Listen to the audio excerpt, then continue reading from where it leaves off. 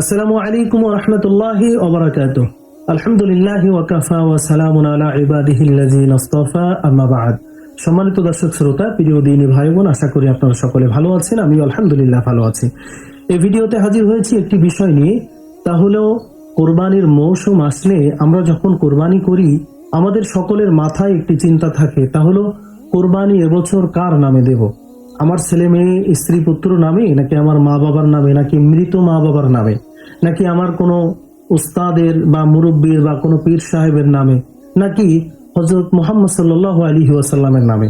এক কথায় কার নামে আমরা কোরবানি করব, কার নামে কোরবানি দিতে হয়, এই বিষয়টি নিয়ে সংক্ষিপ্ত আকারে বিস্তারিত আলোচনা করার চেষ্টা করব, যতটুকু আলোচনা করলে পরিষ্কারভাবে বোঝা যায়। ওমা তাওফীকি ইল্লা বিল্লাহ। Holi star presence.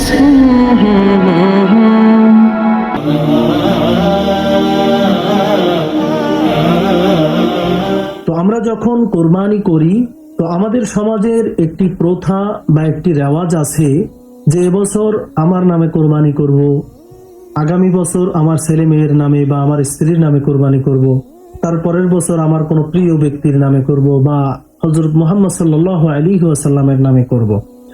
এবং আমরা যখন কোরবানির পশু জবাই করার জন্য তৈরি হয়ে যাই, জবাই করার জন্য যখন প্রস্তুত করি, তখন আমাদের সমাজের বা আমাদের একটি প্রথা হলো যে আমরা লম্বা একটি নামের লিস্ট ইমাম সাহেবকে ধরিয়ে দেই এবং বলে থাকি যে এই এই ব্যক্তির নামে, অমুক অমুক ব্যক্তির নামে আপনি কোরবানি করেন।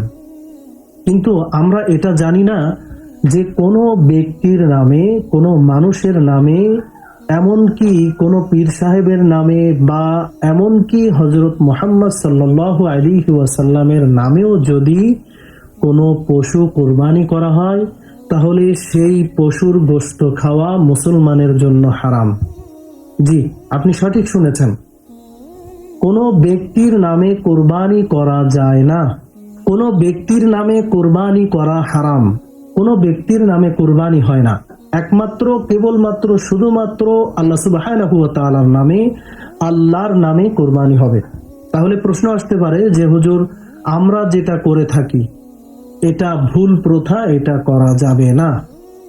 করণীয় হলো আমাদের নাম দিয়ে বলতে হবে যে ইমাম সাহেব বা হুজুর এই এই ব্যক্তির পক্ষ থেকে, অর্থাৎ আব্দুর রহমান এই নামের পক্ষ থেকে, আব্দুল গফফার এই ব্যক্তির পক্ষ থেকে, আমার পীর সাহেবের পক্ষ থেকে, এমনকি হযরত মুহাম্মদ সাল্লাল্লাহু আলাইহি ওয়াসাল্লামের পক্ষ থেকে ইমাম সাহেব বা হুজুর আপনি আল্লাহর নামে কোরবানি করেন। বিসমিল্লাহি আল্লাহু আকবার, আল্লাহর নামে কোরবানি করতে হবে। আল্লাহর নাম ব্যতীত কোনো ব্যক্তির নামে, কোনো মানুষের নামে কোরবানি করা জায়েজ নেই, কোরবানি করা যাবে না।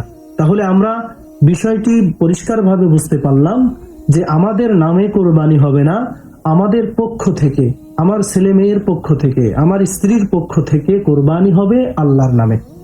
আশা করি আমরা বিষয়টি পরিষ্কারভাবে বুঝতে পেরেছি যে কার নামে আমরা কোরবানি করব। আল্লাহ সুবহানাহু ওয়া তাআলা আমাদের সকলকে আমল করার তৌফিক দান করুন। শেষ করার আগে সকলের কাছে একটি অনুরোধ, ভিডিওতে একটি লাইক এবং মন্তব্যের ঘরে আপনার গুরুত্বপূর্ণ মন্তব্য পেশ করতে পারেন। আপনার লাইক এবং কমেন্ট এই ভিডিওটি আরেকজন মুসলিম ভাই বোনের কাছে পৌঁছাতে গুরুত্বপূর্ণ ভূমিকা রাখবে ইনশাআল্লাহ। জাযাকাল্লাহু খাইরান। আসসালামু আলাইকুম ওয়া রাহমাতুল্লাহি ওয়া বারাকাতুহু।